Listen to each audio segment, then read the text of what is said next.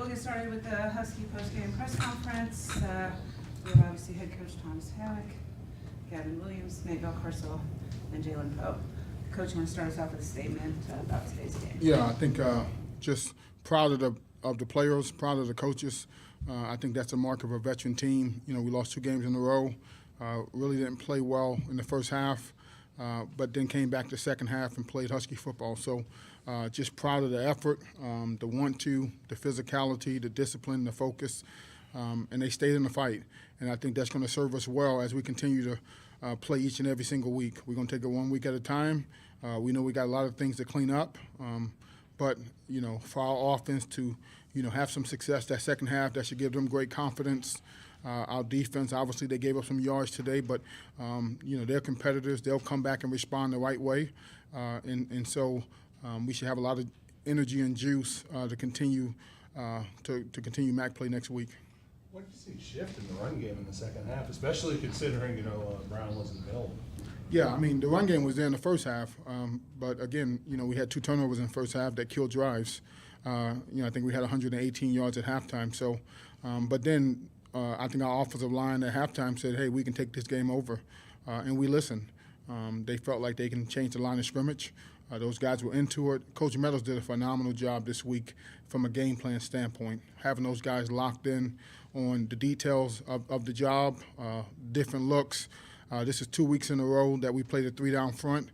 Next week we got a 3-down front as well, so it should be some carryover from that standpoint. But Coach Meadows, he did a phenomenal job getting those guys where they need to be, cleaning up the things from last week that we didn't do well, and I thought the line played well. Did the game plan change much with Brown being out? No, we got great running backs. And y'all saw Gavin and Jalen Poe today. We got 3 more guys that can go out there and play too when the opportunity presents itself, and these guys know it. So we got great depth in the backfield and great competition. And we know Ontario's a great player, but we feel like we got some other great players as well that can pick up the slack. Skyler? Coach, you finished 367 rushing yards. It's the most you've had since the Akron win last week, and for most of that you didn't have Ontario, of course. Yes. Just what's it like, you know, have such, you know, talented backs like that can take over when you don't have your star guy? Yeah, no, it's a beautiful game. I told the coaches in the second half that looks like an offense that I'm familiar with, and those guys really controlled the game in the second half, ran hard, and like I said, we have tons of backs that can play. Trust me. So these guys work extremely hard at their craft, and just sometimes it's just about getting an opportunity. And it was great that they had an opportunity to show what they can do today, and I'm sure they'll be highly motivated to get back on the practice field and to get better. Right, Jalen? That's right. Jalen, what was it like going in there and being able to have the chance to make the most of your opportunity like you did today? Honestly, going in at halftime, like my coach said, treat it like practice. I was prepared throughout the week. I'm ready throughout the week. I got myself ready, practicing hard and stuff like that. There was no nervousness coming in. Just go play my game. Jalen, on that kickoff return you had, you had about 4 yards from the goal line. How much do you kind of wish you would have gotten in there on that whole play? Yeah, I definitely am mad about myself about that. I should never slow down. But yeah, I try to play nice, play cute, but I should just go. That is not going to work. Yeah, that's not going to work. That don't work. So. How much was the win a factor, and what plays you wanted to call here today? No, it was a factor, especially in the special teams. So, you know, when you play that style of game, it's always interesting, right? They were winning 13-7 at halftime. Do you take the win in the third quarter, or do you go against the win? Well, they took the win, and so we had, a 4 or 5 minute drive. Then we stopped them. Then we got the ball back. And when you can neutralize the win in a quarter, that really gives you a tremendous advantage, knowing that you got the win going for you in the fourth quarter. And you plan to bring Holston in sometime during the game today, or is that kind of? Yeah, no, we planned to play him and wanted to play him some more. The game didn't dictate that in the second half, but he's going to play for us. You know, he's a tremendous player, and we need to get him involved. Coach, if I heard you right, you said that you felt the offensive line could take over the game in the second half? Yeah, they said that in the locker room at halftime. Okay, well, this has always been a mystery to me for ages, is frankly, you got a gift for your first touchdown, and they did take over the game in the second half. Why is there such a disparity between halves? If they felt they could take it over at halftime, did they feel the same way when the game started? Yeah, I mean, we had 118 yards rushing in the first half, correct? Right? But we turned the ball over. We took a shot down the field. We got an interception in the end zone. We were moving the ball again down the field into the wind, and we fumbled the ball on a motion out of a wildcat formation. So we stopped ourselves, and we were running the ball, but we had to clean up the pitchers to be consistent and allow these guys to run without any trick type stuff, and just go at them, and that's what we did in the second half. So it's the whole game, it wasn't that different. It was just the turnover. Yeah, no, they felt really good about the first half and what they can do. And so in the second half, we just leaned on them a little bit more than what we normally would because we only threw the ball 2 times in the second half. Yeah. So we just said, hey, listen, we're going to let you guys take over the game, and we're going to run downhill and let these backs get they pass square, and they did a great job doing that. Coach, I know Ethan didn't pass the ball a lot, but he had some great runs today that really helped move the chains for you. What did you see from him this afternoon? Yeah, no, great decision-making. He looked like a better athlete than I remembered. But I think, if you can get a first down on third down with your legs, that puts a lot of pressure on the defense. And he did that twice that I remember, one for about 11 and then the other one for about 20-something yards or something. But that helps the offense out tremendously. And I thought he made some good decisions out there. Obviously, he didn't have many opportunities in the second half. But we know he can throw the ball. It's good to have a run game that we can lean on. We're going on the road. We got to play great defense, have the ability to run the ball, and then throw play action off of it. And I know you only had 9 pass attempts from him today, but 2 of those early were deep shots. I know they weren't successful, but you have committed over the last few weeks to trying to get that incorporated. What are some of the positives, if there are any, that you saw? Yeah, and that's the thing, right? You playing in 16, 17 miles per hour wind, that affects the ball. And so we had to win. We took some shots, and the ball floated on them more so than normal.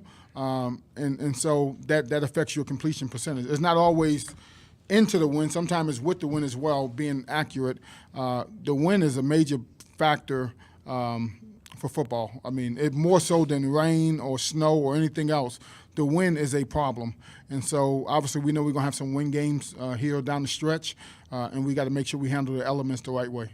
In the second half, you didn't hurt yourself. I mean, you didn't turn the ball over and you kept drives going. Yeah, no, I thought we played extremely consistent.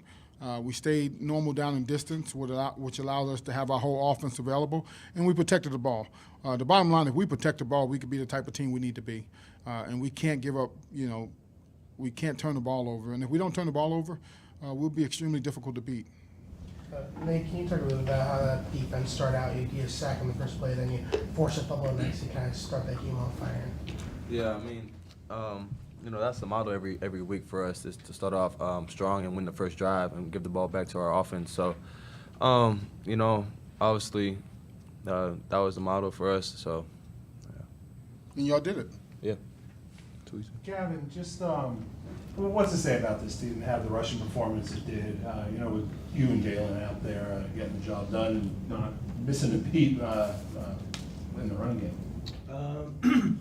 Yeah, I feel like that starts with our Monday through Wednesday practices. Those are kind of our main hard days, and Coach says he jokes about it, saying like these are his game days. They are.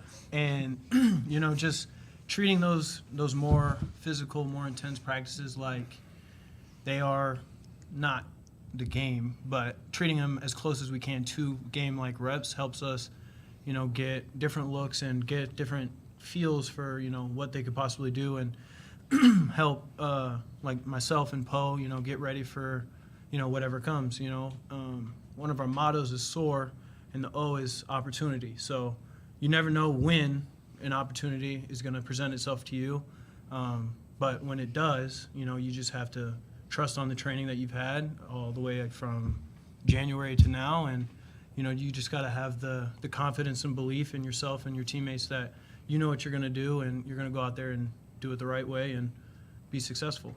What was it like for you to be able to go in there and, you know, have a 100-yard game and 20 carries and a touchdown and all that stuff? Yeah, it was nice. But at the end of the day, I could have had 300 yards. But if we didn't win the game, you know, what was it really for? Because at the end of the day, nobody really cares how many yards you ran for, X, Y, Z, yada, yada. At the end of the day, they're going to worry about who won and who lost. And we've put in too much time, too much effort to go out there and just come up short. And in the first half, I felt like we did come out a little bit slow. And, you know, Coach Ham at halftime kind of let us know that. And with our, you know, older leadership, older team, you know, we took it on ourselves to take the game not into our hands, but into our hands and say, you know, this is our home. You know, we've put in the sweat, the blood, tears, everything on that field right out there. And, you know, we don't want anybody to come into our place, you know, where we practice every single day and beat us on our own turf. So I feel like that going into it had a lot to do with our second half rally. Was the 11 a.m. start, did that kind of slow you down or not? It seemed really early. No, I mean, we're a morning outfit, you know, we're on the field 7:30, 7:45, you know, every day. So the early morning thing, that wasn't a problem for us. You know, we're used to getting up at 6, so, you know, an 11 o'clock game, if anything, that's more sleep for us. So I don't feel like that was an issue or anything like that. I felt like we needed to, you know, create our own energy, and, you know, it took a little bit longer for us to do that, but once we got our energy, I felt like we were firing on all cylinders. Coach, you feel the second half of the season begins next week with all Matt games remaining on the schedule? Yeah.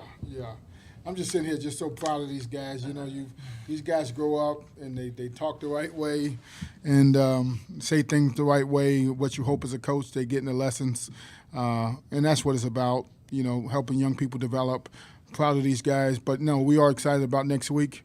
You know, we know we lost the game to Buffalo. That counts against the MAC. And so we got our backs against the wall, and I think that's important for our players to understand.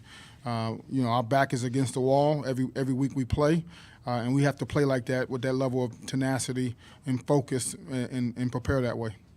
Jalen, what did you guys show today, you, Gavin, and the offensive line, show today that you can use going forward, especially if whether Ontario is available or not going forward here? I mean, like Hammock said, we have great ability at this running back room. All guys are great. I was able to take my opportunity and go out there and perform just as well as he can. Great O-line, and we're a physical team, and we're going to go out there, run punch-mouth football like we did in that second half. No, this one's just out of curiosity. I'll open this up to all of you.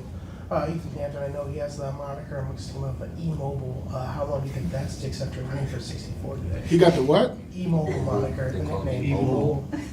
What's that? Like he can run. He's mobile. Oh. That's a nickname he said he got from the team, yeah. He's like, you ready for E-Mobile on the You guys gave him a nickname, E-Mobile? Okay, yeah, I didn't know Said that that after about the that. Notre Dame game. He said it himself as a joke. That's his man. All right. Yeah, y'all got to answer that one.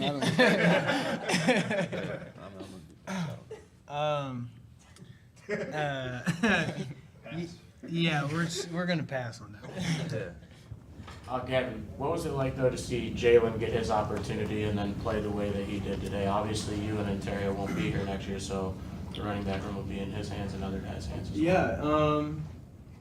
Yeah, it's a really awesome thing to see. You know, I got here last January, so about 4 or 5 months before post class got here, and one of the first things they did when they came was they gave us the older guys a little brother. So someone from the freshman class, we were like their older brother, you know, help them get used to the program, XYZ. And I wasn't Poe's big brother, but it was one of those things where you kind of help each younger guy, regardless of, you know, what they need or XYZ, just kind of helping them learn the program, learn the expectations that, you know, Coach Ham has, that Coach Brashaner has, that the whole offense has, and, you know, getting them up to speed as fast as we can.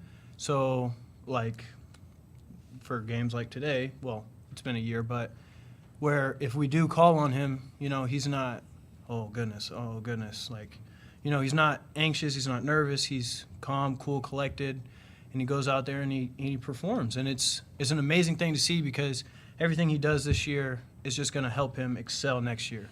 You know, so I'm happy to continue to watch Poe and the other younger guys in there and see, you know, how far they can take the running back room and NIU football in general.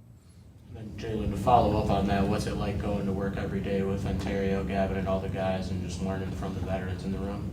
Honestly, it's great. Like, clearly they have way more experience than I do. So even last year, I used to watch these guys practice every single day. I'd ask, why make this move when you could do this? And just, you know, taking things from them. And honestly, it excelled my game. And I'm grateful for that. And then Nate, for you, you guys got a lot of stops on 3rd and 4th down in the second half. What was working on those money downs to get off the field? I think just the overall communication. I feel like we lacked that in the first half, which gave up a couple of big plays. And coming out the second half, we had to be detailed with our performance and communication. So, you know, switch a little things up. Maybe added more guys in the box to stop the run. So, yeah. All right, I'm gonna let these guys go. Appreciate everybody. Thank you. Thanks. Thank you, guys. Thank you, Thomas.